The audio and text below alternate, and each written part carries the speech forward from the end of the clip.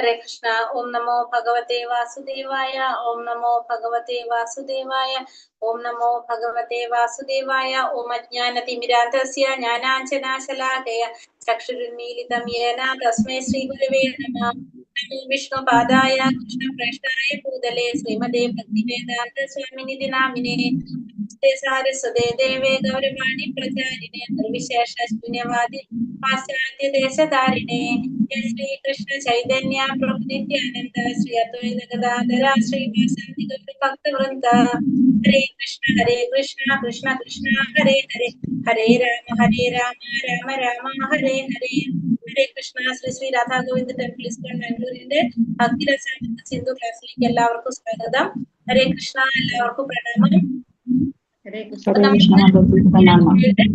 അധ്യായം 7 ഭക്തി തത്വങ്ങളെ സംബന്ധിച്ച തെളിവുകൾ. അതായത് ഈ 64 നിയാമക തത്വങ്ങൾ നമ്മൾ ഇന്നലെ പറഞ്ഞിട്ടുണ്ടായിരുന്നു അല്ലെ.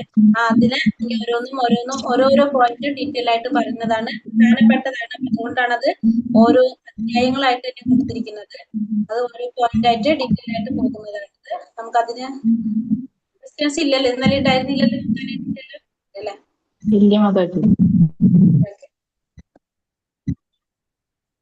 അപ്പോ നമ്മള് 7ാമത്തെ അധ്യായം നോക്കാം. നമുക്ക് ആദ്യത്തെ 10 ആദ്യത്തെ 10 എങ്ങനെയാണത്? യഥാർത്ഥമായൊരു ആത്മീയ ഗുരുവിന്റെ എന്താണത്? നമ്മള് പ്രവൃത്തികളാണല്ലോ, നമ്മൾ ചെയ്യേണ്ട കാര്യങ്ങളല്ല ആദ്യത്തെ 10 പറയണത്. ചെയ്യേണ്ട കാര്യങ്ങൾ ആദ്യത്തെ 10, നിവർത്തി ചെയ്യേണ്ടാത്ത കാര്യങ്ങളാണ് പിന്നത്തെ 10. ആ 20 നമ്മള് ഈ 7ാമത്തെ അധ്യായത്തില് പറയുന്നത്. ശ്രീ ശ്രീ രാധാ ഗോവിന്ദ് കി ജയ്, ശ്രീല പ്രഭുപാദ് കി ജയ്. ആദ്യത്തെ 20 ഇതില് 6, 7, 8,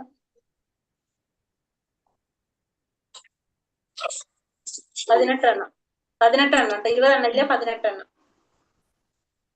18 ഇതിൽ കൊടുത്തിരിക്കുന്നത്. 19, 20 എനിക്ക് തോന്നുന്നു.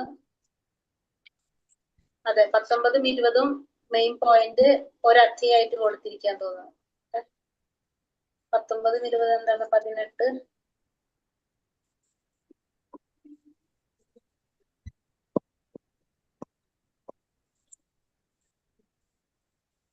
പിന്നത്തേല് നാമാപരാധവും ഭഗവാന്റെ മെയിൻ ആയിട്ടുള്ളതാണ്. അതുകൊണ്ട് 2ാമത്തത് 18 കഴിഞ്ഞാല് മറ്റേത് 2 അധ്യായമായിട്ടാണ് കൊടുത്തിരിക്കുന്നത്. 18ാമത്തെ വരെ പറഞ്ഞു. 19 മാത്രമായിട്ട് ഒരു അധ്യായം കൊടുത്തിരിക്കുന്നതാണ് അതട്ടോ. 19ാമത്തെ പോയിന്റ് അങ്ങനത്തെ ആയതുകൊണ്ട് അതിന് വേണ്ടിയിട്ട് ഒരു അധ്യായം കൊടുത്തിരിക്കുക. അപ്പൊ നമ്മളിതില് ആദ്യത്തെ 10 നമുക്ക് നോക്കാം. ആദ്യത്തെ 10 ബുക്കുള്ളവര് ആ പോയിന്റുമേല് ഹെഡുമേല് 1, 2 എഴുതിയിട്ട് പോയിക്കോ. അപ്പൊ നിങ്ങൾക്ക് അത് മനസ്സിലാവും. ബുക്കിൽ അങ്ങനെ അല്ലാത്തതുകൊണ്ട് നമുക്കത് അറിയുണ്ടാവില്ല. ഒന്നാമത്തെ, ഒരു യഥാർത്ഥ ആത്മീയ ഗുരുവിന്റെ ആശ്രയം സ്വീകരിക്കുക. ഒന്നാമത്തെ പോയിന്റ് ആണിത്. ഒരു യഥാർത്ഥ ആത്മീയ ഗുരുവിന്റെ ആശ്രയം സ്വീകരിക്കുക എന്നുള്ളതാണ് എന്ത് ആദ്യത്തെ പോയിന്റ് പറയുന്നത്. ഗുരു ആശ്രയം എടുക്കുക. അതാണ് നമ്മളെ 64 കിട്ടണമെങ്കിൽ നമുക്ക് ആദ്യം തന്നെ എന്ത് വേണം? അപ്പോ ഗുരുവിനെ ആശ്രയിക്കണം. ഈ 64 നിയാമക തത്വങ്ങൾ നമുക്കത് പാലിക്കാൻ സാധിക്കണമെങ്കിൽ നമ്മൾ ആദ്യം എന്താ ചെയ്യേണ്ടത്? നമുക്കൊരു ഗുരു വേണം. ആ ഗുരുവിനെ നമ്മൾ ആശ്രയിക്കണം. കാരണം നമ്മൾ പറഞ്ഞില്ലേ, ഒരു വാതിലാണത്. ആ വാതിൽ തുറന്നാലേ നമുക്ക് എങ്ങോട്ട് കടക്കാൻ പറ്റുള്ളൂ? ഉള്ളിലേക്ക് കടക്കാൻ സാധിക്കുള്ളൂ. അതുകൊണ്ട് നമ്മള് ആദ്യം തന്നെ ഒരു ഗുരുവിനെ ആശ്രയിക്കണം. നമുക്കറിയാം, ഭഗവാൻ ശ്രീകൃഷ്ണനായാലും ശ്രീരാമസ്വാമി ആയാലും, അതായത് ഭഗവാൻ എത്ര അവതാരങ്ങൾ ഇവിടെ മനുഷ്യരൂപത്തിൽ എടുത്തിട്ടുണ്ടോ, അപ്പൊ അവരൊക്കെ എന്ത് ചെയ്തിട്ടുണ്ട്? ഒരു ഗുരുവിനെ ആശ്രയിച്ച് ആ ഗുരുവിൽ നിന്നാണ് എല്ലാം പഠിച്ചിട്ടുള്ളത്. അപ്പൊ അതുകൊണ്ട് എന്ത് വേണം? നമുക്കും ആത്മീയ കാര്യങ്ങൾ പഠിക്കാനായിട്ട്, മനസ്സിലാക്കാനായിട്ട്, ഭഗവാൻ അറിയണമെങ്കിൽ നമുക്ക് ആര് വേണം? നമുക്കൊരു ഗുരു അത്യാവശ്യമാണ്. ഒന്നാമത്തെ പോയിന്റ് ഗുരുവിനെ ആശ്രയിക്കുക. ഗുരു ആശ്രയം എടുക്കുക എന്നുള്ളതാണ് ആദ്യം നമ്മൾ ചെയ്യേണ്ടത്.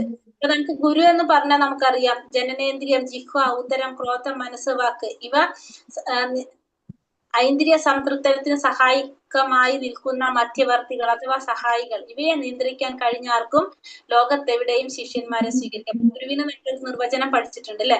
അതായത് ഉപദേശാമൃതത്തില് പറഞ്ഞിട്ടുണ്ട്, വാചോവേഗം, മനസാക്രോധവേഗം, ജിഹ്വാവേഗം, ഉദര ഉപസ്ഥവേഗം, ഏതാൻ വേഗാനിയ വിഷഹേത തീരഹ സർവാമപി മാം പൃഥിവീം സ ശിഷ്യാത്. ഈ പറഞ്ഞ ഈ 6 കാര്യങ്ങളെ നിയന്ത്രിക്കാൻ സാധിക്കുന്നവന് ലോകത്തെവിടെ നിന്നും ശിഷ്യന്മാരെ സ്വീകരിക്കാനായിട്ട് സാധിക്കുന്നുള്ളത് നമ്മൾ മനസ്സിലാക്കിയിട്ടുള്ളതാണ്. ആത്മീയ ജീവിതത്തിന്റെ പുരോഗതിയിൽ നിർണായകമായ ഒരു ഘട്ടമാണ് ഇത്തരം ഒരു ആത്മീയ ആചാര്യനെ സ്വീകരിക്കുക എന്നത്. അങ്ങനെ ഒരു ആത്മീയ ആചാര്യന്റെ ആശ്രയം കണ്ടെത്താൻ ഭാഗ്യം സിദ്ധിച്ച ആത്മപരിത്രാണത്തിലുള്ള പാന്താവ് തരണം ചെയ്യുമെന്ന കാര്യത്തിൽ സംശയമില്ല. അപ്പൊ നമ്മള് എന്ത് ചെയ്തിരിക്കണം? നമ്മൾ നിർബന്ധമായിട്ടും ആത്മീയ ജീവിതത്തിന്റെ പുരോഗതി ആഗ്രഹിക്കുന്ന ഓരോ വ്യക്തിയും ആരെന്ത് ചെയ്യണം? ഒരു ആത്മീയ ആചാര്യനെ സ്വീകരിക്കണം. ആത്മീയ ആചാര്യന്റെ ആശ്രയം കണ്ടെത്താൻ ഭാഗ്യം സിദ്ധിച്ചു കഴിഞ്ഞാല് നമുക്ക് എന്താണ്? പരിത്രാണനത്തിനുള്ള പാന്താവ് തരണം ചെയ്യാനായിട്ട് ചെയ്യുമെന്ന കാര്യത്തിൽ അപ്പൊ നമുക്ക് എന്ത് സാധിക്കും? ആ ആത്മാവിനെ പരിത്രാണനം ചെയ്യാനായിട്ട് സാധിക്കുന്നുള്ളതിന് യാതൊരു സംശയമില്ല. അപ്പൊ നമുക്ക് എന്ത് വേണം? ഫസ്റ്റ് തന്നെ ഒരു ഗുരുവിനെ നമ്മൾ ആശ്രയിക്കണം. ഗുരു ആശ്രയം എടുക്കുക. ഫസ്റ്റത്തെ സ്റ്റേജ് ഗുരു ആശ്രയം എടുക്കുക. ദീക്ഷയ്ക്ക് മുന്നേ നമ്മൾ ചെയ്യുന്ന ഒരു സ്റ്റെപ്പാണത് ഗുരു ആശ്രയം എടുക്കുക എന്നുള്ളത്. ഗുരു ആശ്രയം എടുക്കുക എന്നുള്ളതാണ് നമ്മൾ ആദ്യം ചെയ്യേണ്ടത്. അതിനുശേഷം രണ്ടാമത്തെ പോയിന്റ് എന്താ പറയണത്? അപ്പൊ ഗുരുവിന്റെ യോഗ്യതകൾ നമ്മൾ പറഞ്ഞു. ഒന്നാമത്തെ പോയിന്റ് ഗുരു ആശ്രയം എടുക്കുക. രണ്ടാമത്തത് ആത്മീയ ആചാര്യൻ നിന്നുള്ള പ്രാരംഭ ഉപദേശ സ്വീകരണവും നിർദ്ദേശങ്ങൾ കൈക്കൊള്ളലും. രണ്ടാമത്തത് എന്താണ്? ഗുരുവിന്റെ ആശ്രയം എടുത്തു കഴിഞ്ഞാല് രണ്ടാമത്തെ പോയിന്റ് ഗുരുവിൽ നിന്ന് നമുക്ക് എന്ത് ചെയ്യാം? ദീക്ഷ സ്വീകരിക്കാം. ഫസ്റ്റ് നമ്മൾ ഗുരുവിനെ ആശ്രയിക്കുന്നു. രണ്ടാമത്തെ പോയിന്റ് ആണ് എന്ത്? ഗുരുവിൽ നിന്നുള്ള പ്രാരംഭോപദേശ സ്വീകരണം, നിർദ്ദേശം നൽകുന്ന വെച്ചാൽ ദീക്ഷ സ്വീകരിക്കുക. രണ്ടാമത്തതാണ് ദീക്ഷ സ്വീകരിക്കുന്നത്. ഗുരുവിനെ നിന്ന് ദീക്ഷ സ്വീകരിക്കുക. ആത്മീയ ഗുരുവിനെ സ്വീകരിക്കുന്നത് കേവലം ഗുരുവായി മാത്രമല്ല, പരമാത്മാവായ ഭഗവാന്റെ പ്രതിനിധിയായിട്ട് കൂടിയാണ്. ഒരു ശിഷ്യൻ ഗുരുവിനെ സ്വീകരിക്കുക എന്ന് പറഞ്ഞാല് വെറുതെ ഗുരുവായിട്ടല്ല കാണുന്നത്. ഗുരു ആരാണ്? ഭഗവാന്റെ പ്രതിനിധിയായിട്ടാണ് പറയുന്നത്. ആത്മീയ ഗുരുവിൽ തികഞ്ഞ ഭക്തിയാദരങ്ങളോടെ ശ്രീമദ് ഭാഗവതം ശ്രദ്ധയോടെ പാരായണം ചെയ്യണം. അപ്പൊ ഗുരുവിൽ തികഞ്ഞ ഭക്തിയാദരങ്ങളോടെ, ഗുരുവില് ഭക്തിയോട് കൂടി ആയിരിക്കണം നമ്മൾ എന്ത് ചെയ്യേണ്ടത്? ഭാഗവത പാരായണം ചെയ്യേണ്ടത്. ആത്മീയ ആചാര്യനെ തൃപ്തനാക്കുക എന്നതായിരിക്കണം ശിഷ്യന്റെ മനോഗതിയും ലക്ഷ്യവും. അതോടെ ആത്മജ്ഞാനം എന്തെന്നറിയാൻ വളരെയേറെ സഹായിക്കും. വേദങ്ങളും ഇക്കാര്യം എടുത്തു പറയുന്നുണ്ട്. അപ്പൊ നമ്മള് ഗുരുവിനെ സന്തോഷപ്പെടുത്തുക എന്നുള്ളതായിരിക്കണം നമ്മുടെ മെയിൻ ആയിട്ടുള്ള ലക്ഷ്യം. നമ്മുടെ ലക്ഷ്യം അതായിരിക്കണം. ഒരു ശിഷ്യന്റെ മനോഗതിയും എങ്ങനെയായിരിക്കണം? എല്ലാ വേദങ്ങളിലും ഇക്കാര്യം എടുത്തു പറയുന്നുണ്ട്. കാരണം ഒരു ആചാര്യനെ നമ്മള് സംതൃപ്തിപ്പെടുത്താനായിട്ട് ശ്രമിക്കണം. ഭഗവാനിലും ഗുരുവിലും അചഞ്ചലമായ ഭക്തിവിശ്വാസങ്ങൾ ഉള്ളയാൾക്ക് എല്ലാ കാര്യത്തിലും വളരെ വേഗത്തിൽ വെളിപ്പെട്ട് കിട്ടുമെന്ന് രൂപഗോസ്വാമി പറഞ്ഞു. അപ്പൊ ഭഗവാനിൽ വിശ്വാസം ഉണ്ടായിരിക്കുക, ഗുരുവിൽ വിശ്വാസം ഉണ്ടായിരിക്കുക. അങ്ങനെയാണെങ്കിൽ എല്ലാ കാര്യങ്ങളും വളരെ പെട്ടെന്ന് തന്നെ വെളിപ്പെട്ട് മനസ്സിലാക്കാനും എല്ലാത്തിനും സാധിക്കുമെന്ന് രൂപഗോസ്വാമി പറയുന്നുണ്ട്. അപ്പൊ രണ്ടാമത്തെ പോയിന്റ് ആണ് ദീക്ഷ സ്വീകരിക്കുക എന്നുള്ളത്. ഫസ്റ്റ് ഗുരു ആശ്രയം എടുക്കുക, രണ്ടാമത്തത് ദീക്ഷ സ്വീകരിക്കുക. അപ്പൊ ദീക്ഷ സ്വീകരിക്കുക എന്ന് വെച്ചിട്ടുണ്ടെങ്കിൽ ആ ഗുരു എന്ന് പറയുന്നത് ആരാണ്? ഭഗവാൻ തന്നെയാണ്. ഭഗവാന്റെ പ്രതിനിധിയായിട്ടാണ് ഗുരുവിനെ നമ്മൾ കാണേണ്ടത്, അല്ലെങ്കിൽ ഭഗവാനായിട്ട് തന്നെ കാണണം. അങ്ങനെ ആ ഗുരുവിനോടുള്ള ഭക്തിയാധാരങ്ങളോട് കൂടിയായിരിക്കണം നമ്മൾ എന്ത് ചെയ്യേണ്ടത്? ഭാഗവതം ശ്രവിക്കേണ്ടത്. ആ ഗുരുവിനെ സംതൃപ്തനാക്കുക എന്നുള്ളതായിരിക്കണം ശിഷ്യന്റെ മനോഗതി. അങ്ങനെയായിരിക്കണം ഒരു ശിഷ്യൻ പ്രവർത്തിക്കേണ്ടതെന്ന് വേദങ്ങളിലും അത് പറയുന്നുണ്ട്, എടുത്ത് പറയുന്ന ഒരു കാര്യമാണ്. രണ്ടാമത്തെ പോയിന്റ് ആണ് എന്ത്? ദീക്ഷ സ്വീകരിക്കുക എന്നുള്ളത്. മൂന്നാമത്തെ പോയിന്റ് പറയുന്നത് ഭക്തി വിശ്വാസങ്ങളോടുള്ള ആചാര്യ സേവ. മൂന്നാമത്തത് ആചാര്യ സേവ ചെയ്യുക. ഗുരുവിനെ ആശ്രയിച്ചു, അത് കഴിഞ്ഞിട്ട് ഗുരു ദീക്ഷ എടുത്തു. മൂന്നാമത്തെ എന്ത് വേണം? ഗുരുവിന് സേവ ചെയ്യുന്നതാണ് മൂന്നാമത്തെ പോയിന്റ്. ശ്രീമദ് ഭാഗവതം 11-ാം സ്കന്ധം 7-ാം അധ്യായം 27-ാം ശ്ലോകത്തിൽ ഭഗവാൻ പറയുന്നു, ഉത്തവരെ ആത്മീയ ഗുരുവിനെ എന്റെ പ്രതിനിധിയായിട്ടല്ല ഞാനായിട്ട് വേണം സ്വീകരിക്കാൻ. മൂന്നാമത്തെ സേവ ചെയ്യുന്നതിൽ ഭഗവാൻ പറയുന്നതാണ്, ഭാഗവതത്തിൽ ഭഗവാൻ പറയുന്നതാണ്, ഗുരു എന്ന് പറയുന്നത് ആരാണ്? ഞാൻ തന്നെയാണ്. അല്ലാണ്ട് എന്റെ പ്രതിനിധി അല്ല ഗുരു, ഞാൻ തന്നെയാണ് ഗുരു. അപ്പൊ ഒരു സാധാരണ മനുഷ്യന്റെ നിലയിൽ ഒരിക്കലും നമ്മൾ ആരെ കാണാൻ പാടില്ല? ഗുരുവിനെ കാണാനായിട്ട് പാടില്ല. ആചാര്യനോട് ഒരിക്കലും അസൂയ ഉണ്ടാകാനോ ഈർഷ്യയോ പ്രകടിപ്പിക്കാൻ പാടില്ല. ആത്മീയ ഗുരുവിന്റെ സേവനത്തിലൂടെ എല്ലാ ദേവന്മാരെയും സേവിക്കാനായിട്ട് സാധിക്കും. ഒരു ഗുരുവിനെ സേവിച്ചാൽ നമുക്ക് എന്താണ്? എല്ലാ ദേവന്മാരെയും സേവിക്കാനായിട്ട് നമുക്ക് സാധിക്കും. അപ്പൊ മൂന്നാമത്തെ പോയിന്റ് എന്താണ്? ഗുരുവിനെ സേവിക്കുക. 2 തരത്തിൽ നമുക്ക് ഗുരുസേവ ചെയ്യാനായിട്ട് സാധിക്കും. ഒന്ന് വപ്പുസേവ, രണ്ട് വാണിസേവ. അപ്പൊ ഗുരുസേവ രണ്ട് തരത്തിൽ നമുക്ക് ചെയ്യാം. ബുക്കിലില്ല, പോയിന്റ് എഴുതിക്കോളൂ. രണ്ട് തരത്തിലൊന്ന് വപ്പുസേവ, രണ്ട് വാണിസേവ. വപ്പുസേവ എന്ന് വെച്ചാല് നമ്മൾ എന്താണ് ഫസ്റ്റ് വാണിസേവ പറയാ. വാണിസേവ എന്ന് വെച്ചാല് ഗുരു പറയുന്നത് അനുസരിക്കുക. ഗുരു പറയുന്ന നിർദ്ദേശങ്ങളെല്ലാം അനുസരിക്കുന്നതും പാലിക്കുന്നതാണ് എന്ത് വാണിസേവ എന്ന് പറയുന്നത്. വപ്പുസേവ എന്ന് വെച്ചാല് ശരീരം കൊണ്ട് നമ്മൾ ഗുരുവിന് ചെയ്തു കൊടുക്കുന്ന സേവയാണ് ശാരീരിക സേവ. അതാണ് എന്ത് വാപ്പുസേവ എന്ന് പറയുന്നത്. അതിപ്പോ എല്ലാവർക്കും ചെയ്യാൻ സാധിക്കണമെന്നില്ല വപ്പുസേവ ചെയ്യാനായിട്ട്. പക്ഷെ വാണിസേവ നമുക്ക് ചെയ്യാൻ സാധിക്കും.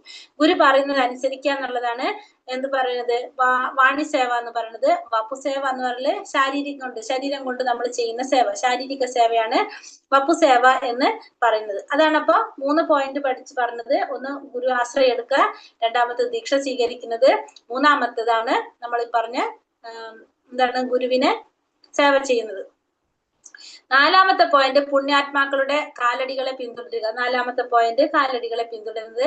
ബ്രഹ്മയാമളം ഇങ്ങനെ പറയുന്നു: പ്രമാണങ്ങളും അംഗീകൃത മതഗ്രന്ഥങ്ങളും അനുസരിക്കാതെ താനൊരു മഹാഭക്തനാണ് നടിക്കുന്നവരുടെ പ്രവർത്തികൾ ഭക്തി സേവനത്തിൽ പുരോഗതി ഉണ്ടാക്കുമെന്നൊരിക്കലും കരുതണ്ട. മറിച്ച് ആത്മാർത്ഥമായി ഭക്തിയുടെ സേവനം അഭ്യസിക്കുന്നവർക്ക് ശല്യം ഉണ്ടാക്കാൻ അത് സഹായിക്കൂ. പ്രമാണങ്ങളെയും വേദഗ്രന്ഥങ്ങളെയും അനുസരിക്കാത്തവർ സഹജിയാക്കളാണ്. രൂപഗോസ്വാമി പറയുന്നത് ബുദ്ധന്റെ അനുയായികളെ ഭക്തന്മാരായി അംഗീകരിക്കാൻ പാടില്ലെന്നാണ്. ബുദ്ധനെ കൃഷ്ണന്റെ അവതാരമായി അംഗീകരിച്ചിട്ടുണ്ടെങ്കിലും അത്തരം അവതാരങ്ങളുടെ അനുയായികൾ വേദജ്ഞാനത്തിൽ വളരെ പിന്നിലാണ്. ബുദ്ധന്റെ ദർശനം നാസ്തികനെ വിഭ്രമിക്കുന്നതാണ്, അതുകൊണ്ട് അത് സ്വീകാര്യമല്ല. കൂടെ പറയുന്നത് ബ്രഹ്മയാമളത്തിൽ പറയുന്നതാണ്. ബ്രഹ്മയാമളത്തിൽ എന്താ പറയുന്നത്?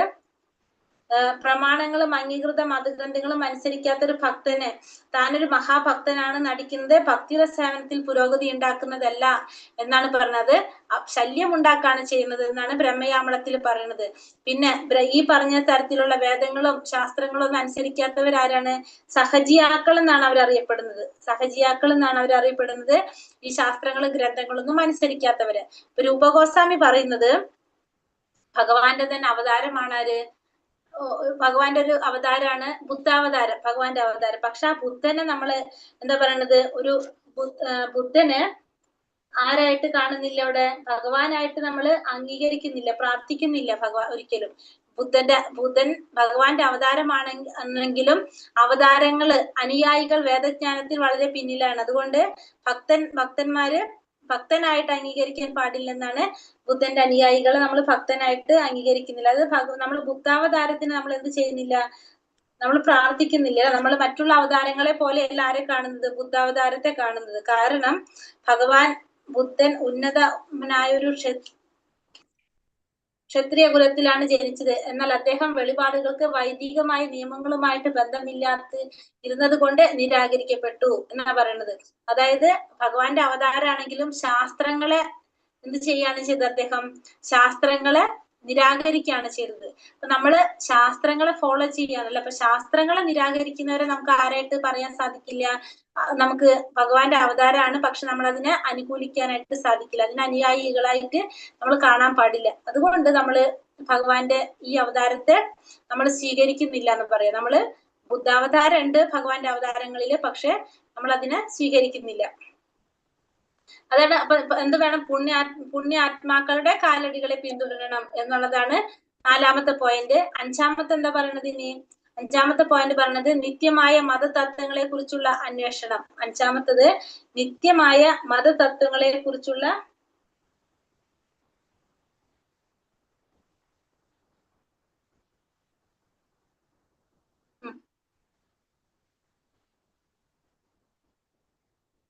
അതില് കുറച്ചും കൂടി പറയുന്നുണ്ട്, അത് ലാസ്റ്റ് പറയാം നമുക്ക്. നിത്യമായ മതതത്വങ്ങളെ കുറിച്ചുള്ള അന്വേഷണം. നാരദീയ പുരാണത്തിൽ ഇങ്ങനെ പറയുന്നു: ഭക്തിയുടെ സേവനത്തിൽ ശ്രദ്ധയോടെ ഏർപ്പെട്ടിരിക്കുന്നവന്റെ എല്ലാ ഉദ്ദേശങ്ങളും ഒട്ടും വൈകാതെ തന്നെ സാധ്യതമാകും. അഞ്ചാമത്തെ പോയിന്റ് നിത്യമായ മതതത്വങ്ങളെ കുറിച്ചുള്ള അന്വേഷണം വെച്ചാല് നാരദീയ പുരാണത്തിൽ ഇങ്ങനെ പറയുന്നു: ഭക്തിയുടെ സേവനത്തിൽ ശ്രദ്ധയോടെ ഏർപ്പെട്ടിരിക്കുന്നവന്റെ എല്ലാ ഉദ്ദേശങ്ങളും ഒട്ടും വൈകാതെ തന്നെ സാധ്യതമാകുമെന്നെങ്കിൽ പറയുന്നത് നാരദീയ പുരാണത്തിൽ. അപ്പൊ നിത്യമായിട്ടുള്ള മതതത്വങ്ങളെ കുറിച്ചുള്ള അന്വേഷണം, അതാണ് അഞ്ചാമത്തെ പോയിന്റ്. ആറാമത്തെ പോയിന്റ്, കൃഷ്ണന്റെ സംതൃപ്തിക്ക് വേണ്ടി ഭൗതികമായതൊക്കെ ത്യജിക്കാനുള്ള സന്നദ്ധത. അപ്പൊ ഭൗതികമായിട്ടുള്ള ഇന്ദ്രിയ സുഖാനുഭൂതികളെ ഉപേക്ഷിച്ച് ഭക്തിയുടെ സേവനത്തിന്റെ തത്വങ്ങൾ സ്വീകരിക്കുന്നവർക്കായിട്ട് വിഷ്ണു ലോകത്തിലെ ഐശ്വര്യ സമൃദ്ധികൾ കാത്തിരിക്കുന്നതാണെന്ന് പത്മപുരാണം പറയുന്നു. അപ്പൊ ഭഗവാന്റെ സംതൃപ്തിക്ക് വേണ്ടിയിട്ട് എന്താണ്, ഭൗതികമായിട്ടുള്ളതൊക്കെ ത്യജിക്കാനുള്ള സന്നദ്ധത ഓരോരുത്തർക്കും ഉണ്ടാവുക.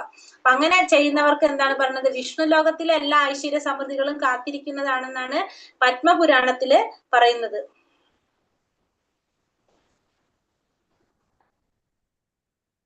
ഇനി അടുത്ത ഏഴാമത്തത് പുണ്യഭൂമിയിലെ വാസം. ദ്വാരകയിൽ 6 മാസമോ 1 മാസമോ 1 പക്ഷമോ താമസിക്കുന്നവർക്കായിട്ട് വൈകുണ്ഠ ലോകം, സാരൂപ്യ മുക്തി തുടങ്ങിയ സർവ്വലാഭങ്ങളും കാത്തിരിക്കുകയാണെന്ന് സ്കന്ദപുരാണം പറയുന്നു. അപ്പൊ ദ്വാരകയിൽ 6 മാസം താമസിക്കുക, അല്ലെങ്കിൽ 1 മാസം അല്ലെങ്കിൽ 1 പക്ഷം താമസിക്കുന്നവർക്ക് എന്താണ്, എല്ലാവിധത്തിലുള്ള സർവ്വലാഭങ്ങളും കാത്തിരിക്കുന്നതാണെന്ന് സ്കന്ദപുരാണത്തിൽ പറയുന്നത്. ഉപരിലോകത്ത് നിന്ന് ദേവന്മാർ പോലും ജഗന്നാഥപുരിയിലെ ആളുകളെ വൈകുണ്ഠനാഥന്റെ അതേ രൂപത്തിൽ കാണാൻ സാധിക്കും. കൂടെ പറയുന്നത് എന്താണ്, പുരുഷോത്തമ ക്ഷേത്രം. പുരുഷോത്തമ ക്ഷേത്രം എന്നാണ് ഏതറിയപ്പെടുന്നത്, ജഗന്നാഥപുരി അറിയപ്പെടുന്നത്. ആ പുരുഷോത്തമ ക്ഷേത്രമായിട്ടുള്ള ജഗന്നാഥന്റെ ക്ഷേത്രം സർവ അതിശായിയായിട്ടുള്ള പ്രാധാന്യം, അതിനെ പറ്റി പറയുന്നത് ഉപരിലോകങ്ങളിൽ നിന്ന് ദേവന്മാർക്ക് ജഗന്നാഥപുരിയിലെ ആളുകളെ വൈകുണ്ഠനാഥന്റെ അതേ രൂപത്തിലാണ് കാണാൻ സാധിക്കുന്നത്. അതായത് ജഗന്നാഥപുരിയിലെ ആളുകളെ ദേവന്മാർ കാണുന്നത് ഏത് രൂപത്തിലാണ്, വൈകുണ്ഠനാഥന്റെ രൂപത്തിൽ, ചതുർഭുജ രൂപത്തിലാണ് അവരെ ആർക്ക് കാണാൻ സാധിക്കുന്നത്, ദേവന്മാർക്ക് കാണാൻ സാധിക്കുന്നതാണ് ഇവിടെ പറയുന്നത്. പിന്നെ ശ്രീകൃഷ്ണന്റെ പാതാരവിന്ദങ്ങളിൽ അർപ്പിക്കപ്പെട്ട തുളസിപ്പൂവിന്റെ ഗന്ധമാണ് ഗംഗാ നദിയിലെ ജലത്തിന്. അങ്ങനെ ഗംഗ സദാ ഒഴുകിക്കൊണ്ട് ഭഗവാൻ കൃഷ്ണന്റെ പ്രശസ്തികളും ഐശ്വര്യങ്ങളും പ്രചരിപ്പിക്കുന്നു. അപ്പൊ ഭഗവാന്റെ എല്ലാ നൈമിഷ്ഠാരണ്യത്തിലും മഹർഷിമാര് ഇപ്പോ ശ്രീമദ് ഭാഗവതം ചൊല്ലിക്കേൾപ്പിച്ച് ഗംഗാ നദിയുടെ പ്രാധാന്യത്തെ കുറിച്ച് പറയാണ് ഇവിടെ. ആ ഗംഗാ നദി എന്ത് ചെയ്തുകൊണ്ടിരിക്കുകയാണ്, സദാ ഒഴുകിക്കൊണ്ട് ഭഗവാന്റെ പ്രശസ്തിയും ഐശ്വര്യങ്ങളും പ്രചരിപ്പിക്കുകയാണ് ചെയ്യുന്നത്. അങ്ങനെ ഗംഗാജലം ഒഴുകി നടക്കുന്നിടത്തെല്ലാം എന്താണ്, ജനങ്ങള് ബാഹികമായിട്ടും ആന്തരികമായിട്ടും പവിത്രീകരിക്കപ്പെടുന്നു എന്നാണ് പറയുന്നത്. അപ്പൊ പുണ്യഭൂമിയിലെ വാസം എന്നുള്ളതാണ് ഈ ഏഴാമത്തെ പോയിന്റ്. എട്ടാമത്തത്, അവശ്യം വേണ്ടത് മാത്രം സ്വീകരിക്കുക. ഭക്തിര സേവനത്തിന്റെ തത്വങ്ങൾ നിഷേധിക്കരുതെന്നും തനിക്കാവുന്നതിൽ കൂടുതൽ ഭക്തി സേവനത്തിന്റെ തീരുമാനങ്ങളെ കൈക്കൊള്ളരുത് എന്നുള്ളതാണ് എന്ത്, എട്ടാമത്തെ പോയിന്റ്. നമുക്ക് ആവശ്യം വേണ്ടത് മാത്രം നമ്മൾ സ്വീകരിക്കുക എന്നുള്ളതാണ് 8 പറയുന്നത്. 9 പറയുന്നത്, ഏകാദശി നാളിൽ ഉപവാസം അനുഷ്ഠിക്കുക. അടിസ്ഥാന തത്വം വെറുതെ പട്ടിണി കിടക്കുക എന്നതല്ല, മറിച്ച് ഗോവിന്ദനിൽ, അതായത് ഭഗവാനിൽ ഭക്തി വർദ്ധിപ്പിക്കുക എന്നാണ്. ഉപവാസം അനുഷ്ഠിക്കാന്ന് വെച്ചാൽ എന്താണ്, വെറുതെ നമ്മൾ ഒന്നും കഴിക്കാതിരുന്ന് പട്ടിണി എടുക്കുക എന്നല്ല അർത്ഥം. കൃഷ്ണഭക്തി വർദ്ധിപ്പിക്കുക എന്നുള്ളതാണ് ഉപവാസം അനുഷ്ഠിക്കുക എന്നുള്ളത് ഉദ്ദേശിക്കുന്നത്. നമ്മൾ അന്ന് ഭഗവാന്റെ കാര്യങ്ങൾ നമ്മൾ കൂടുതൽ ചെയ്യാനായിട്ട് ശ്രമിക്കാതാണ് ഉപവാസം അനുഷ്ഠിക്കുക എന്ന് പറയുന്നത്. അശ്വത്ഥ പൂജ, ഇത് പൂർവ്വ പാപങ്ങളുടെ ശക്തി കുറയ്ക്കാൻ ഭക്തനെ സഹായിക്കുന്നതാണ് എന്ത്, അശ്വത്ഥം. അശ്വത്ഥം എന്ന് വെച്ചാൽ എന്താണ്, ആൽവൃക്ഷം. ആൽവൃക്ഷത്തിനെ പൂജ ചെയ്യുന്നത് ഭക്തന്മാര്. അശ്വത്ഥ പൂജ, തുളസി, പിന്നെ അതുപോലെ തന്നെ തുളസി ചെടി, നെല്ലി വൃക്ഷത്തിനൊക്കെ വെള്ളം ഒഴിക്കണമെന്ന് സ്കന്ദപുരാണം പറയുന്നു. ഗോക്കളെയും ബ്രാഹ്മണരെയും പൂജിക്കുക, വൈഷ്ണവരെ പ്രണമിക്കുക, അവരെ ധ്യാനിക്കുകയും വേണം. ഇതെല്ലാം നമ്മൾ എന്താണ്, പൂർവ്വ പാപങ്ങളുടെ ശക്തി കുറയ്ക്കാനായിട്ട് ഭക്തനെ സഹായിക്കുന്നതാണ് എന്ത്, ഈ പറഞ്ഞ ഇതെല്ലാം. ഇതാണ് ആദ്യത്തെ 10 ചെയ്യേണ്ട കാര്യങ്ങള്. ഇനി 11 മുതൽ എന്താണ്, ചെയ്യേണ്ടതാത്ത കാര്യങ്ങളാണ് പറയുന്നത് അല്ലെ. പ്രവൃത്തി കഴിഞ്ഞ നിവർത്തി.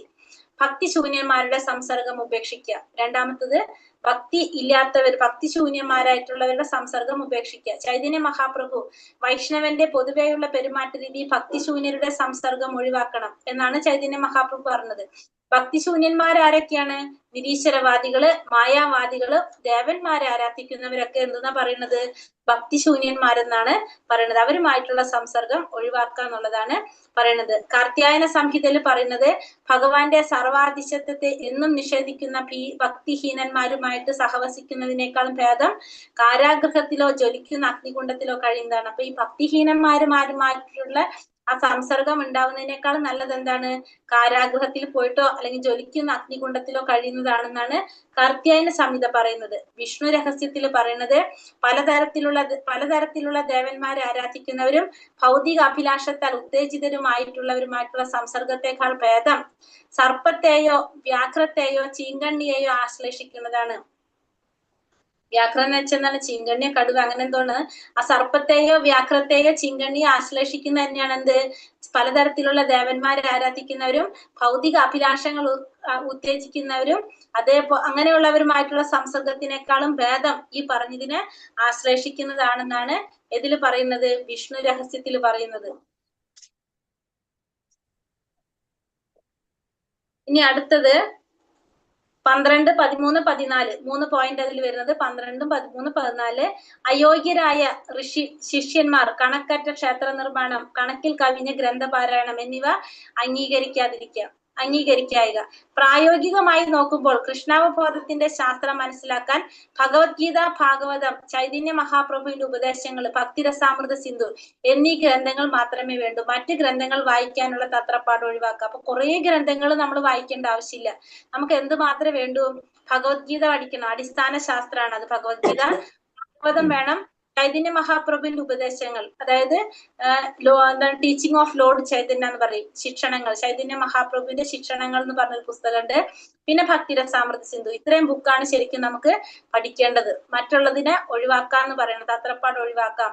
ശ്രീമദ് ഭാഗവതം പറയുന്നത് സന്യാസം സ്വീകരിച്ച ആൾ അയോഗ്യരെ ശിഷ്യന്മാരായിട്ട് സ്വീകരിക്കാൻ പാടില്ല. യഥാർത്ഥത്തിൽ കൃഷ്ണാവബോധം അന്വേഷിച്ചെത്തിയവനാണോ ശിഷ്യത്വം നേടി വരുന്നതെന്ന് ഒരു സന്യാസി പരീക്ഷ തരാം. അപ്പൊ അതായത് വരുന്നവർക്ക് മുഴുവൻ നമ്മൾ എന്ത് ചെയ്യാൻ പാടില്ല? ദീക്ഷ കൊടുക്കാനായിട്ടോ പാടില്ല, ശിഷ്യന്മാരാക്കാനായിട്ട് പാടില്ല. ആദ്യം തന്നെ കൃഷ്ണാവബോധം ആഗ്രഹിച്ച് അന്വേഷിച്ചെത്തിയവരാണോ അവരെന്നുള്ളത് ആ ഗുരു പരീക്ഷിക്കണം. അതിനുശേഷമായിരിക്കണം കൊടുക്കേണ്ടത്? ശിഷ്യത്വം സ്വീകരിക്കേണ്ടത്. ചൈതന്യ മഹാപ്രഭുവിന്റെ പരമ്പരയിലുള്ള ആചാര്യന്മാർ ആരും തന്നെ ക്ഷേത്ര നിർമ്മാണത്തിൽ ഉത്സാഹികളല്ല. എങ്കിലും ഒരു സേവനം എന്ന രീതിയിൽ ആരെങ്കിലും മുന്നോട്ട് വന്നാൽ ക്ഷേത്ര നിർമ്മാണത്തിൽ അത്തരം ശിഷ്യന്മാരെ ആചാര്യന്മാർ പ്രോത്സാഹിക്കും. ഉദാഹരണം രൂപഗോസ്വാമി. അതായത് ശരിക്കും ക്ഷേത്ര നിർമ്മാണം എന്ന് വെച്ചിട്ടുണ്ടെങ്കിൽ നമ്മൾ ഭയങ്കര ആഡംബര ക്ഷേത്രങ്ങളൊന്നും നിർമ്മിക്കേണ്ട ആവശ്യമില്ല എന്നാണ് പറയുന്നത്.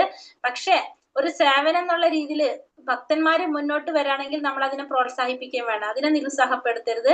കാരണം ക്ഷേത്രങ്ങൾ ഉണ്ടെങ്കിലാണ് നമുക്ക് എന്ത് സാധിക്കുന്നത്?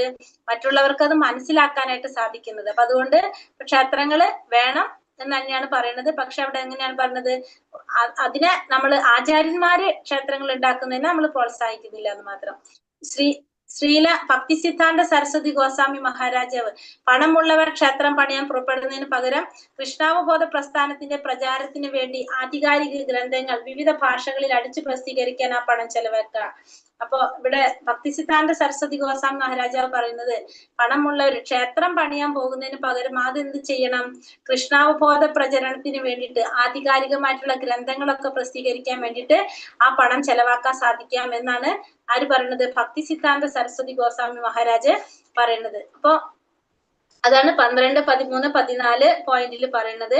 ഇനി അത് കഴിഞ്ഞിട്ട് 15, 16 പറയുന്നത് സാധാരണ പെരുമാറ്റത്തിൽ ഋജുബുദ്ധിയും ലാഭഛേദങ്ങളിൽ സമഭാവനയും. 15, 16 പറയുന്നത് സമഭാവന ഉണ്ടാവുക. അപ്പൊ എല്ലാത്തിനോടും സമഭാവന ഉണ്ടാവാന്നാണ് അവിടെ ഉദ്ദേശിക്കുന്നത്. അതായത് കൃഷ്ണാവബോധത്തിന്റെ അടിസ്ഥാന തത്വം സദാ കൃഷ്ണനെ കുറിച്ച് ചിന്തിക്കുക എന്നതാണ്. ഭൗതികമായ നഷ്ടങ്ങളെ കുറിച്ച് ഒരിക്കലും വ്യാകുലപ്പെടരുത്. മറിച്ച് ഏതവസ്ഥയിലും ഭഗവാന്റെ പാതാരവിന്ദങ്ങളിൽ മനസ്സ് ഏകാഗ്രമാക്കുകയാണ് വേണ്ടത്. പത്മപുരാണം പറയുന്നത് ദുഃഖത്തിനോ രോഷത്തിനോ അധീനപ്പെട്ടു പോയ മനസ്സിൽ കൃഷ്ണന്റെ സാന്നിധ്യം ഉണ്ടാവില്ല. കൃഷ്ണന്റെ ദുഃഖത്തിനോ രോഷത്തിനോ അധീനപ്പെട്ടു പോകുകയാണെങ്കിൽ അവിടെ ഭഗവാന്റെ സാന്നിധ്യം ഉണ്ടാവില്ല. അപ്പൊ നമ്മൾ എന്ത് വേണം? ഏത് അവസ്ഥയിലും ഭഗവാന്റെ പാതാരവിന്ദങ്ങളിൽ നമ്മുടെ മനസ്സിനെ ഏകാഗ്രമാക്കുക. എല്ലാത്തിനെയും സമഭാവനയോടെ കാണാൻ ശ്രമിക്കുക. അതാണ് എന്ത് പറയുന്നത്? ഋജുബുദ്ധി ലാഭഛേദങ്ങളില് സമഭാവന ഉണ്ടാകുക എന്നുള്ളതാണ് 15, 16 പറയുന്നത്. 17ാമത്തെ പോയിന്റ് പറയുന്നത് ദേവതാരാധന. വൈഷ്ണവ ദർശനം അനുസരിച്ച് ഒരു ഉറുമ്പ് പോലും മാനിക്കപ്പെടേണ്ടതാണ്. അപ്പോൾ പിന്നെ ശിവന്റെയും ബ്രഹ്മാവിന്റെയും കാര്യം പറയേണ്ടതില്ലല്ലോ. അപ്പൊ നമ്മൾ എന്ത് വേണം? ദേവന്മാരൊരിക്കലും നിന്ദിക്കാൻ പാടില്ല. ഒരു ഉറുമ്പിനെ പോലും നമ്മൾ എന്ത് ചെയ്യണം? മാനിക്കണം എന്നാണ് വൈഷ്ണവ ദർശന പ്രകാരം പറയുന്നത്. അപ്പൊ പിന്നെ നമ്മള് മഹാദേവന്റെ ബ്രഹ്മാവിന്റെ കാര്യം പറയേണ്ടതില്ല. എല്ലാ ദേവന്മാരും നമ്മൾ എന്ത് ചെയ്തിരിക്കണം? നമ്മള് ആരാധിച്ചിരിക്കണം എന്നുള്ളതാണ്. നമ്മൾ ഇത് മാനിച്ചിരിക്കണം, ആദരിച്ചിരിക്കണം എന്നാണ് പറയണത്. ഒരിക്കലും ദേവന്മാരെ നിന്ദിക്കാനായിട്ട് പാടില്ല. ദേവന്മാരെ എന്ത് ചെയ്യണം? നിന്ദിക്കാൻ പാടില്ല എന്നുള്ളതാണ് വൈഷ്ണവൻ ഒരിക്കലും ശിവന്റെയോ ബ്രഹ്മാവിന്റെ ഭക്തനായിരിക്കുകയില്ല. പക്ഷെ ഒരിക്കലും ആ ഉന്നതനായിട്ടുള്ള ദേവന്മാരെ മാനിക്കാൻ അയാൾ ധർമ്മബദ്ധരാണ്. അവര് മാനിച്ചിരിക്കണം. നമ്മൾ ഒരിക്കലും മാനിക്കാതിരിക്കാനായിട്ട് പാടില്ല. ദേവന്മാരെ ബഹുമാനിക്കുക എന്നുള്ളതാണ് നമ്മൾ ചെയ്യേണ്ട ഒരു കാര്യമാണിത്. അടുത്തത്, ജീവചൈതന്യങ്ങളിൽ ഒന്നിനെയും വേദനിപ്പിക്കരുത്. അപ്പൊ ജീവാത്മാക്കളെ നമ്മൾ ഒന്നിനെയും വേദനിപ്പിക്കാനായിട്ട് പാടില്ല. മഹാഭാരതം, ജീവചൈതന്യങ്ങൾ ഒന്നിനെയും ഒരു തരത്തിലും വിഷമമുണ്ടാക്കാതെ ഒരു സ്നേഹമുള്ള പിതാവ് സന്താനങ്ങളോടെന്ന പോലെ പെരുമാറുന്ന ശുദ്ധഹൃദയനായ മനുഷ്യൻ അതിവേഗത്തിൽ ഭഗവാന് പ്രിയങ്കരനായി തീരും. നമ്മൾ ജീവാത്മാക്കളെ ഒന്നിനും തന്നെ എന്ത് ചെയ്യാൻ പാടില്ല, വേദനിപ്പിക്കാനായിട്ട് പാടില്ല എന്നുള്ളതാണ് പറയുന്നത്. അതേസമയം സ്ഥിരമായ കശാപ്പുശാലകൾ എങ്ങും കാണുന്നുണ്ട്. വൈഷ്ണവന്റെ രീതി ഇതുപോലെയല്ല. വൈഷ്ണവൻ ഒരിക്കലും ജന്തുഹിംസയെ അനുകൂലിക്കുന്നില്ല. ഒരു ജീവിയെയും വേദനിപ്പിക്കാൻ പാടില്ല എന്നുള്ളതാണ് എന്ത് വൈഷ്ണവ മതം പറയുന്നത്. അതുകൊണ്ട് നമ്മൾ എന്ത് ചെയ്യരുത്, ഒന്നിനെയും വേദനിപ്പിക്കരുത്. അത്രയാണ് 18 എണ്ണം നമ്മളിപ്പോ പറഞ്ഞത്. ഇനി 19ാമത്തെ പോയിന്റ് ഏതാണ്? നമ്മുടെ 19 ആദ്യത്തെ 20 എണ്ണത്തില്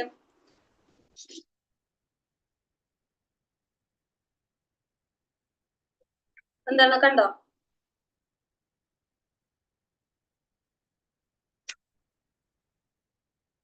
ആറാമത്തെ അധ്യായത്തിലല്ലേ ഉള്ളത്?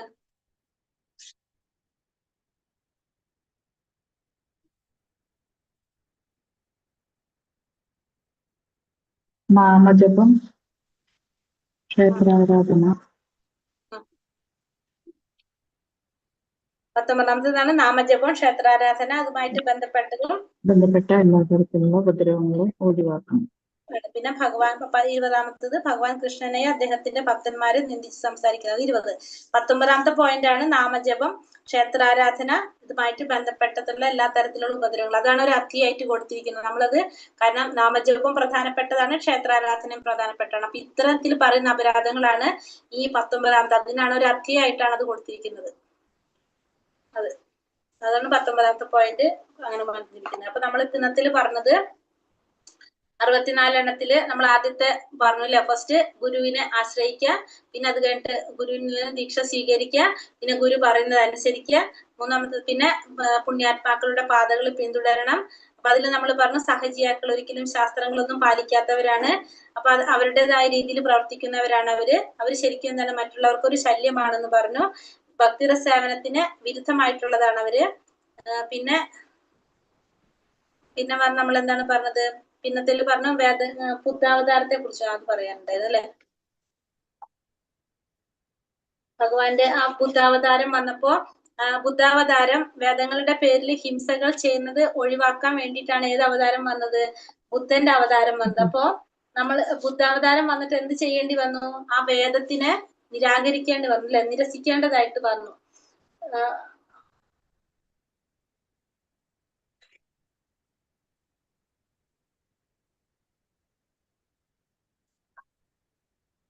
ബുദ്ധന്റെ അവതാരം വന്നിട്ട് ഭഗവാന്റെ ബുദ്ധാവതാരമായിട്ട് ഭാഗവതത്തിൽ അംഗീകരിക്കുന്നുണ്ട്. പക്ഷെ ബുദ്ധാവതാരം വന്നിട്ട് എന്താ ചെയ്യുന്നത്? വേദങ്ങളുടെ പേരിൽ നടത്തുന്ന ഹിംസയും അക്രമവും അവസാനിപ്പിക്കാൻ വേണ്ടിയിട്ട് എന്ത് ചെയ്യേണ്ടി വന്നത്? വേദങ്ങൾ ശരിയല്ല എന്ന് പറയേണ്ടതായിട്ട് ആർക്ക് വന്നു? ഭഗവാന്റെ അവതാരം ബുദ്ധാവതാരത്തിന് വന്നു. ഇപ്പൊ മാംസാഹാരം പോലുള്ള ഹിംസകർമ്മങ്ങളെ ന്യായീകരിക്കാൻ വേണ്ടിയിട്ട് വേദങ്ങളെ തെറ്റായി വ്യാഖ്യാനിച്ച ഇത്തരം തെറ്റായ വ്യാഖ്യാനങ്ങളിൽ നിന്ന് ജനങ്ങളെ മാറ്റാൻ വേണ്ടിയിട്ട് ബുദ്ധൻ പറഞ്ഞു എന്താണ്, ഈ വേദങ്ങളൊന്നും ശരിയല്ല എന്ന് പറയേണ്ടതായിട്ട് വന്നു. അതുകൊണ്ട് ആ ബുദ്ധന്റെ അവതാരം നമ്മൾ ശാസ്ത്രങ്ങളെ നിരാകരിച്ചത് കൊണ്ട് തന്നെ ആ ബുദ്ധാവതാരത്തെ നമ്മൾ എങ്ങനെ കാണുന്നു? നമ്മളും ഭഗവാന്റെ ആ ബുദ്ധാവതാരത്തെ നിരാകരിക്കുകയാണ് ചെയ്യുന്നത്. അപ്പൊ ഭഗവാന്റെ അവതാരമാണ്, പക്ഷെ അത് നിരാകരിച്ചിട്ടാണ് ഇവിടെ പറയുന്നത് കേട്ടോ. അതാണ് ബുദ്ധാവതാരത്തിൽ പറയുന്നത്. പിന്നെ അത് കഴിഞ്ഞിട്ട് അടുത്തത് ഭഗവാന്റെ സംതൃപ്തിക്ക് വേണ്ടിയിട്ട് സുഖം മാറ്റിവെക്കുന്നത്. സുഖം മാറ്റിവെക്കുക നമ്മുടെ മനസ്സുകൊണ്ട് നമ്മൾ എന്ത് ചെയ്യണം? 7ാമത്തത് ഭൂമിയിലെ വാസം. നമ്മൾ മനസ്സുകൊണ്ട് എപ്പോഴും നമ്മൾ എവിടെ ആയിരിക്കണം? നമ്മള് ഭഗവാന്റെ ധാമിലായിരിക്കണം. നമുക്ക് പിന്നെ നമ്മൾ നിൽക്കുന്ന സ്ഥലം നമുക്ക് എന്താക്കാം? ഭഗവാന്റെ ധാമമാക്കി മാറ്റാനായിട്ട് നമുക്ക് സാധിക്കും. കാരണം ഭഗവാന്റെ ധാമിന്റെ പ്രത്യേകത എന്താണ്? ഭഗവാൻ അവിടെ ഉള്ളത് കൊണ്ടാണ് അല്ലെ. ഭഗവാൻ അവിടെ ഉള്ളത് കൊണ്ടാണ്. നമുക്ക് നമ്മളെ വീട് എന്താക്കി മാറ്റാം? ഭഗവാന്റെ ധാമാക്കിയിട്ട് മാറ്റാനായിട്ട് സാധിക്കും. പിന്നെ വന്നിട്ടുള്ളത് ആവശ്യം വേണ്ടത് മാത്രം നമ്മൾ സ്വീകരിക്കുക. അല്ലാത്തത് നമുക്ക് എന്താണോ ചെയ്യാൻ സാധിക്കുന്നത്, നമുക്ക് എന്താണോ പറ്റുന്നത് അത് മാത്രം നമ്മൾ ചെയ്യുക, സ്വീകരിക്കുക. അതിനാണ് ആവശ്യം വേണ്ടത് മാത്രം സ്വീകരിക്കുക എന്ന് പറയുന്നത്. അതിൽ കൂടുതൽ നമ്മൾ ചെയ്യേണ്ട എന്നുള്ളത്. പിന്നത്തത് ഉപവാസം എടുക്കുക. ഏകാദശി നാളിലൊക്കെ ഉപവാസം എടുക്കുന്നത്. പിന്നെ അശ്വത്ഥ പൂജ, നമ്മൾ അശ്വത്ഥ എന്ന് വെച്ചാൽ ആൽവൃക്ഷത്തിനെ പൂജ ചെയ്യുക. നെല്ലി, തുളസി വൃക്ഷങ്ങളൊക്കെ വെള്ളമൊഴിക്കുന്നതും പൂജിക്കുന്നതൊക്കെ നല്ലതാണ്. തുളസി ഡെയിലി നമ്മൾ പ്രദക്ഷിണം വെക്കുക, പൂജ ചെയ്യുന്നത് ആവശ്യമാണ്. പ്രദക്ഷിണം 4 പ്രദക്ഷിണമാണ് തുളസിക്ക് ഡെയിലി നമ്മൾ ചെയ്യേണ്ടത് കേട്ടോ. ആ പ്രാർത്ഥന ചൊല്ലിട്ട് ചെയ്യാം. യാനി കാനീച്ച പാപ്പാനി ബ്രഹ്മഹത്യാദി കാനീച്ച താനി താനി പ്രണശ്യന്തി പ്രദക്ഷിണ പദേ പദേ എന്ന് ചൊല്ലിക്കൊണ്ട് നമുക്ക് ഡെയിലി തുളസി പ്രദക്ഷിണം വെക്കാം, വെള്ളമൊഴിക്കാം, ഒക്കെ ചെയ്യാം. പിന്നെ അത് കഴിഞ്ഞിട്ട് പിന്നെ ചെയ്യാൻ പാടില്ലാത്ത കാര്യങ്ങള് അഭക്തന്മാരുമായിട്ടുള്ള സംഘം ഒഴിവാക്കുക. പിന്നെ വേറെ എന്താ പറയുന്നത്, സമഭാവനയോടെ അനുസരിക്കുക. പിന്നെ എല്ലാവരെയും നമ്മൾ എന്താ പറഞ്ഞ 17ാമത്തെ പോയിന്റിൽ പറഞ്ഞത് ആരാധിക്കുക. ദേവന്മാരെയൊക്കെ നമ്മൾ എന്ത് ചെയ്യണം, ആരാധിക്കണം. നിന്ദിക്കാൻ പാടില്ല എന്നുള്ളതാണ് 17ാമത്തെ പോയിന്റിൽ പറയുന്നത്. പിന്നെ ആരെയും നമ്മൾ വേദനിപ്പിക്കാനായിട്ട്, ഫിസിക്കലി ആയാലും മെന്റലി ആയാലും അല്ലെ, ശാരീരികമായിട്ടും മാനസികമായിട്ടും നമ്മൾ ഒരാളെ എന്ത് ചെയ്യാൻ പാടില്ല, വേദനിപ്പിക്കാൻ പാടില്ല എന്നുള്ളതാണ് 18ാമത്തെ പോയിന്റിൽ പറയുന്നത്. ഇനി 7:30 ആയില്ലേ, 8ാമത്തെ എടുക്കാൻ പറ്റുമോ? പറ്റില്ല അല്ലെ, അത് വെറുതെ വായിച്ചു വിടാനുള്ളൂ. 8ാമത്തെ നാളെ ചെയ്യല്ലേ.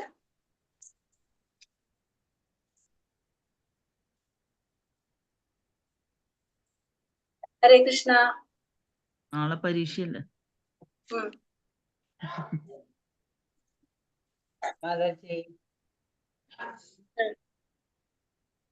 മാതാജി 6ാമത്തെ ഒന്ന് പറയാമോ? അത് വിട്ടുപോയി.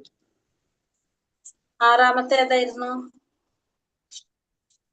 കൃഷ്ണന്റെ സംതൃപ്തിക്ക് വേണ്ടി ഭൗതികമായതൊക്കെ ത്യജിക്കാനുള്ള, ഭൗതികം സന്തോഷിപ്പിക്കാൻ വേണ്ടിട്ട് നമ്മൾ, ഞാൻ പറഞ്ഞില്ലേ, എപ്പോഴും നമ്മൾ എന്താ പറയണത്, ഇഷ്ടമുള്ളത് നമ്മൾ ചെയ്യാതിരിക്കുക, ഇഷ്ടമില്ലാത്ത കാര്യങ്ങൾ ചെയ്യുക. അങ്ങനെയാണ് ഭഗവാന് വേണ്ടിട്ട് ത്യജിക്കുക എന്ന് പറയുമ്പോൾ നമുക്ക് ഇഷ്ടമുള്ള കാര്യങ്ങൾ നമ്മൾ എന്ത് വേണം, ചെയ്യാതിരിക്കണം.